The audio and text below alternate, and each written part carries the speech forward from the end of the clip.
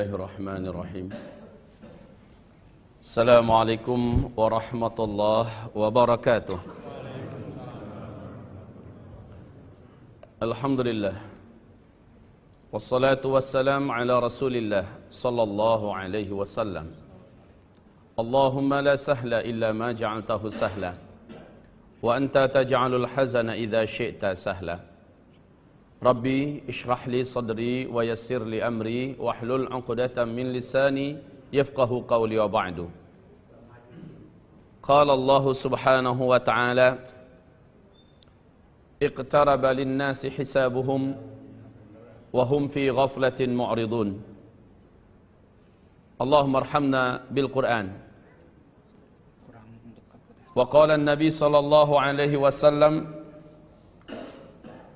فإن أصدق الحديث كتاب الله وخير الهدي هدي محمد صلى الله عليه وسلم وشر الأمور محدثاتها وكل محدثة بدعة وكل بدعة ضلالة وكل ضلالة في النار أما بعد معاشر المسلمين hamba-hamba Allah yang kami muliakan, saat kita berbicara tentang akhir zaman, maka pernah Nabi Muhammad ditanya di dalam hadis sahih Muslim, yang menceritakan hadis ini adalah Umar ibn Khattab radhiyallahu anhu.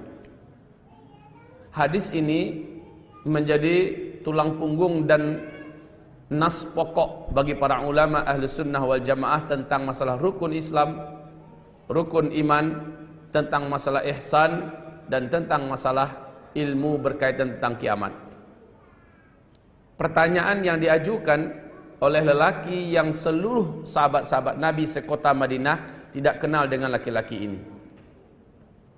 Dia tampan, baju jubahnya putih sangat bersih, rapi, rambutnya hitam, lebat dan sangat ikal. La ya'rifuhu ahadun minna. Tidak seorang pun di antara kami ini kenal dengan laki-laki ini. Siapa orang ini?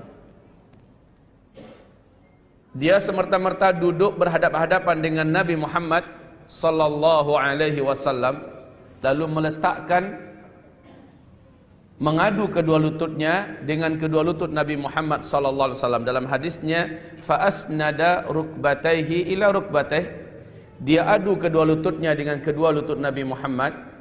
Wa wada'a kaffaihi ala fakhidhai. Dia meletakkan kedua telapak tangannya di atas kedua paha Nabi Muhammad sallallahu alaihi wasallam. Faqal, langsung saja bertanya tanpa babibu, tanpa memperkenalkan diri. Pertanyaannya to the point. Ya Muhammad, akhbirni anil Islam.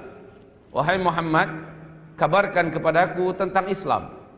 Disinilah Nabi menjawab, dan ini adalah hadis yang seperti saya katakan dari awal dijadikan rujukan utama oleh seluruh ulama ahlus sunnah wal jamaah berkaitan tentang rukun Islam yang 5. Dari hadis ini Nabi menjawab, al-Islam an tashhada an la ilaha illallah wa anni rasulullah wa tuqimas salah wa tu'tiyaz zakah wa tasuma ramadan wa tahujjal bait in istata'ta ilaihi sabila.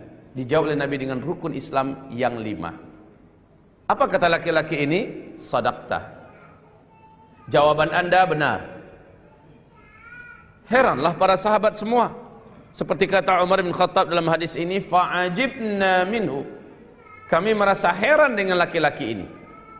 Yas'aluhu wa yusaddiquh.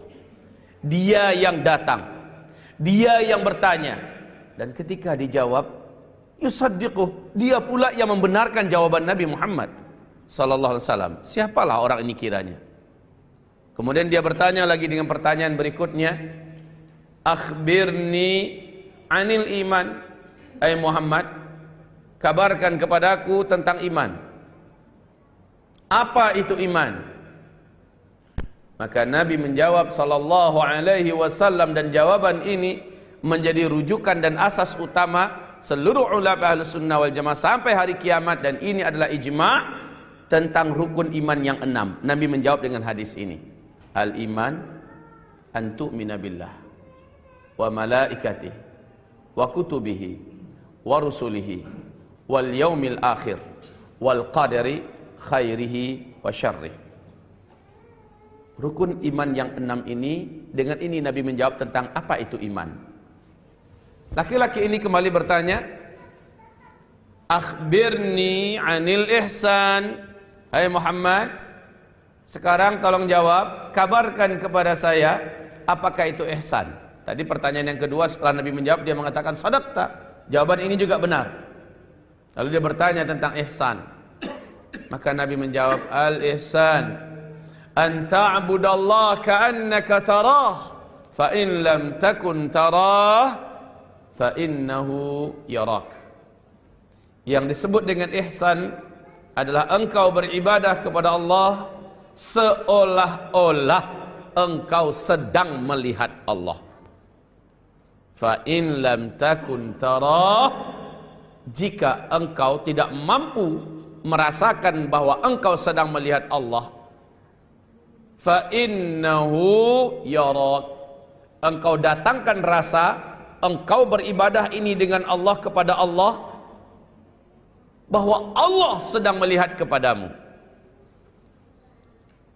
Lepas itu laki-laki ini bertanya, nah inilah tema kita, mata sa'ah. Hai Muhammad, kapan kiamat? Kapan kiamat? Di mana-mana engkau jelaskan bahwa engkau ini diutus dengan kiamat terjadi hanya seperti ini. Kan dalam hadis Sahih Bukhari, Sahih Muslim, bu'ithtu ana wa baina yadayi sa'ah kahatain. Aku ini diutus dengan kiamat akan terjadi hanya seperti ini, kata Nabi. Lalu kata para sahabat, Nabi menjarangkan sedikit kedua jarinya ini. Sekarang kami nak tanya, hai Muhammad, mata sa'ah, kapan waktunya? Maka disinilah kejujuran Nabi Muhammad diuji dan teruji kembali. Beliau menjawab, mal mas'ulu anha bi'a'lama minas sa'il. Sorry, kalau ini pertanyaan Anda, yang ditanya tidaklah lebih tahu daripada orang yang bertanya. Sudah semakin yakin para sahabat, ini bukan orang biasa. Kalau ente nanya kapan kiamat, mungkin yang bertanya lebih tahu daripada yang ditanya. Secara jujur mengatakan, Nabi mengatakan, saya tidak tahu. Dan benar, dalam Al-Quran juga Allah menyebutkan begitu. Yas'alunaka 'anis sa'ah, bertanya mereka kepada engkau hai Muhammad tentang kiamat. Ayyana mursaha, kapankah akan terjadinya kiamat itu? Fima anta min dzikraha, engkau selalu menyampaikan tentang kiamat sudah dekat, kiamat sudah dekat. Lalu mereka bertanya, kapan? Lanjut dari ayat Allah ini, ila rabbika muntahaha, Allah saja yang tahu. Innama anta munziru man yakhshaha, cukup bagimu tugasmu sampaikan bahwa sudah dekat kiamat. Setelah Nabi menjawab begini, orang tersebut melanjutkan pertanyaannya, akhbirni an amaratiha. Oke, kalau begitu, sekarang ceritakan kepadaku tentang tanda-tanda atau ciri-ciri dekatnya kiamat itu akan terjadi. Pas pertanyaan yang kayak gini ini nih, Nabi Muhammad mengatakan, nah kalau ini pertanyaan ente, ini gue banget ini, insya Allah saya bisa jawab. Tentang masalah ciri-ciri dan tanda-tanda saya bisa jawab, tapi kapannya bukan ilmu saya di situ. Maka Nabi menjawab, antalidal amatu rabbataha. Ini yang pertama. Yang kedua, wa antaral hufatal uratal alata ri'a asyah yatatawaluna fil bunyan. Engkau menyaksikan nanti, apabila engkau temukan suatu zaman di mana pada zaman itu manusia yang dulunya miskin-miskin, kere-kere, pekerjaan mereka penggembala-penggembala ternak, tidak beralas kaki, bertelanjang dada karena sangat miskinnya.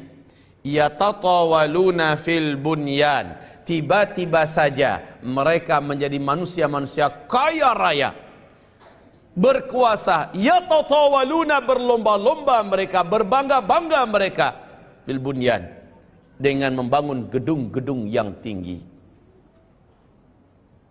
Setelah Nabi menjawab seperti ini, laki-laki tersebut langsung berdiri dan pergi. Rasul bertanya, Umar, atadri manis sa'il? Ente tahu yang nanya ini siapa tadi barusan? Apa kata Umar? Allah wa rasuluhu a'lam. Saya enggak tahu, Allah dan Rasulnya lebih tahu.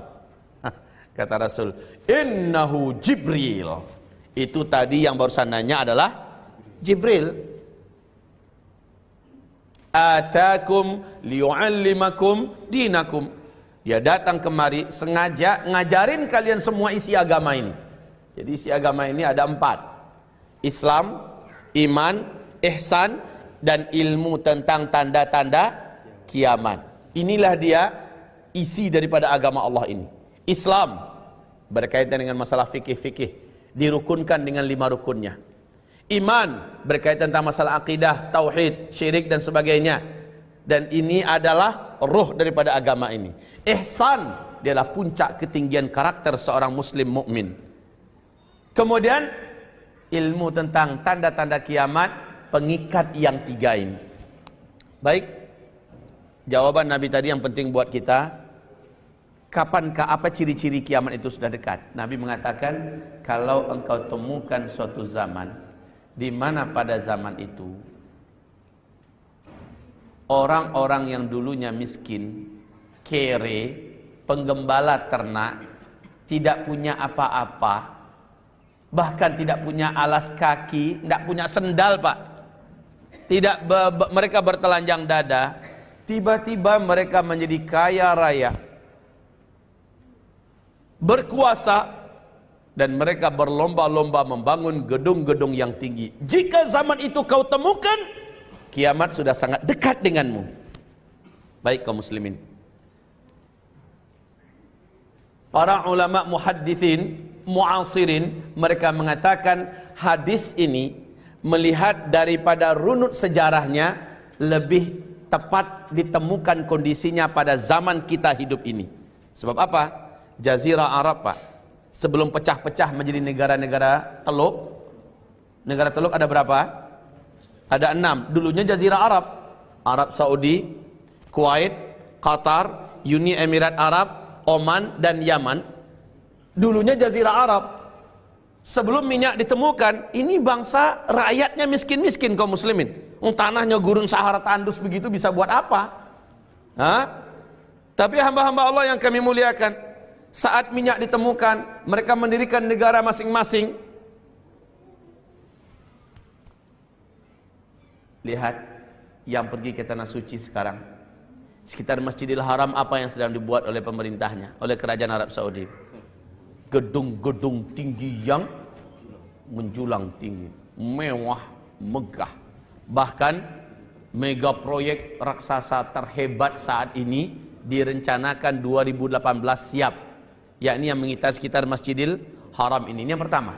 Dan juga lihat silahkan di sekitar Masjid Nabawi, Madinah Al-Munawwarah, gedung-gedung tinggi, hotel-hotel bintang 5 mewah-mewah dibuat. Sudah selesai. Bapak Ibu kalau pergi ke Riyadh silakan lihat ke sana.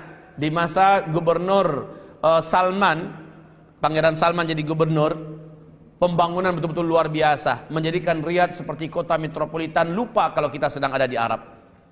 Tinggi-tinggi, mewah-mewah, megah-megah Riyadh itu. Silakan sekarang pergilah ke Taif, Masya Allah sangat menakjubkan. Silakan lihat di Jeddah. Dan untuk skala dunia, gedung tertinggi saat ini adanya di Dubai, ibu kota Uni Emirat Arab. Bapak belum lagi melihat Doha. Yang sudah pernah melihat silakan ke Kuwait, silakan ke negeri-negeri yang dulunya disebut dengan Jazirah Arab, kota-kota besarnya Masya Allah. Dubai Pak, gedung tertinggi di dunia, 840-an meter ketinggiannya.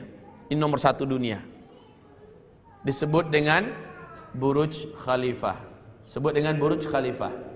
Oke, kaum muslimin, Tapi tahukah Bapak Ibu, sekarang ini sedang berlangsung pembangunan, sudah masuk tahun kelima, direncanakan 2018 siap, gedung tertinggi di dunia mengalahkan Burj Khalifa yang ada di Dubai. Siapa yang berencana buat dan sedang dalam pembangunan? Arab Saudi langsung. Di mana? Di Jeddah. Tinggi gedung yang direncanakan adalah 1,2 km. Nanti akan menggunakan lift paling mutakhir, paling modern.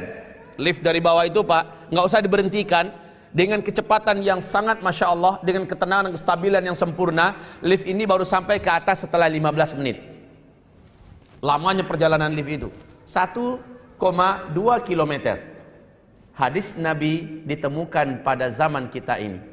Apabila kau temukan rakyat dan bangsa yang miskin-miskin penggembala ternak, tiba-tiba saja mereka menjadi kaya raya dan berkuasa, berlomba-lomba membangun gedung-gedung yang tinggi. Bila masa itu kau temukan, kamu dan kiamat sudah sangat dekat.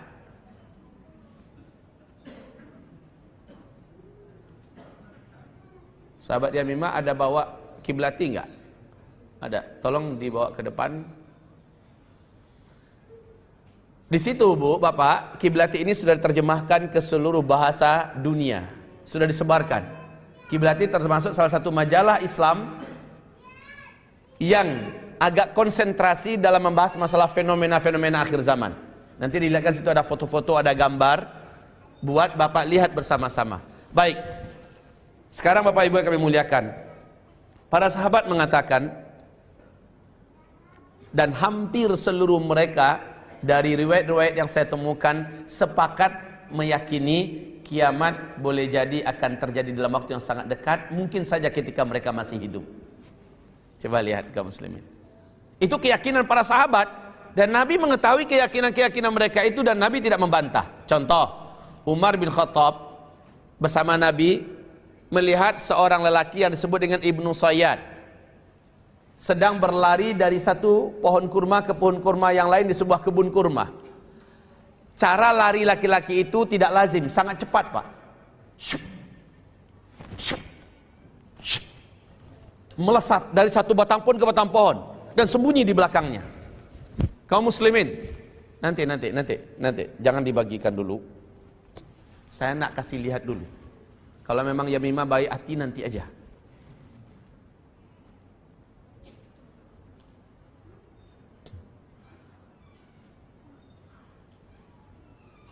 Yang jam tinggi udah nggak ada. Oke.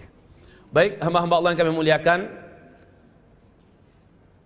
Nanti insyaallah Yamimah boleh menyedekahkan dan membagikan yang lainnya ketika saya instruksikan ya. Baik Bapak Ibu yang kami muliakan. Apa tadi?